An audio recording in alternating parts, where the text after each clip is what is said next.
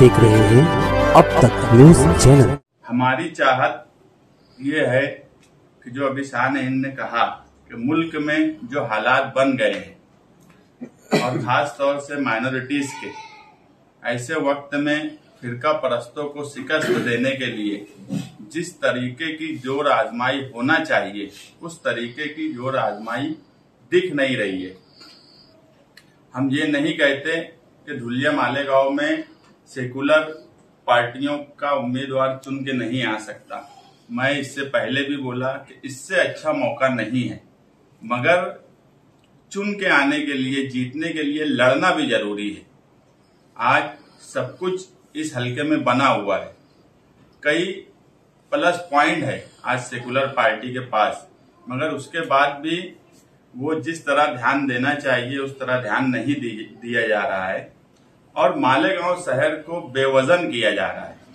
कि हमने 2014 में भी भरपूर वोट दिया, हमने 2019 में भी भरपूर वोट दिया। तो ये खाम ख्याली कि ये क्या करेंगे, इनके पास तो कोई मुतबादिल नहीं है, ये सोच कहीं ना कहीं मालेगांव को बेवजन करती है और हम कभी नहीं चाहते कि मालेगांव शहर बेवजन हो। इसलिए हमने ये तय किया है कि 1 मई से महाराष्ट्र डे के मौके पर संविधान सुरक्षा यात्रा के बैनर तले हम एक यात्रा मालेगांव शहर में निकालेंगे जो कई दिन तक चलेंगी और धुलिया शहर में भी हमारी वहां के समाजवादी के कारपोरेटर से और जिम्मेदारों से बात हुई है, वहां भी निकालने की बातचीत किए हैं। हमारा मकसद ये है कि लोगों में बेदारी पैदा हो, कि वोट देने की बेदारी पैदा हो, फिरका परस्तों को हराने की बेदारी पैदा हो, ताकि ये इलेक्शन, हम पूरे हिंदुस्तान की बात तो नहीं कर रहे, मगर हमारे कॉन्स्टिट्यूंसी में हम हमारे उम्मीदवार जो है उनको जिताने की कोशिश करें। मगर उसके बाद भी अगर इंडिया अलायंस के उम्मीदवार मालेगांव शहर को बेवजन करने की कोशिश करेंगे तो हमें कोई ना कोई दूसरा रास्ता अपनाना पड़ेगा। हम 2 चीज चाहते हैं कि जीत कर भी आए और मालेगांव का वजन अपना कायम रहे,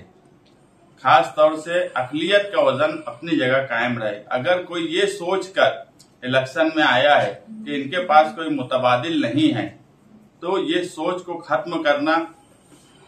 फिरका परस्तों का मुंहतोड़ जवाब देना, इसके लिए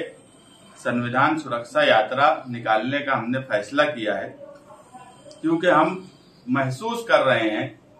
कि जिस तरीके का इलेक्शन लड़ा जाता, जिस तरीके से इलेक्शन को होना चाहिए, वो अगर तरीका नहीं है तो हम सिर्फ वोट देकर और ये कहीं से वोट नहीं लाएं और हर वक्त हर 5 साल के बाद हमारी बेवजनी हो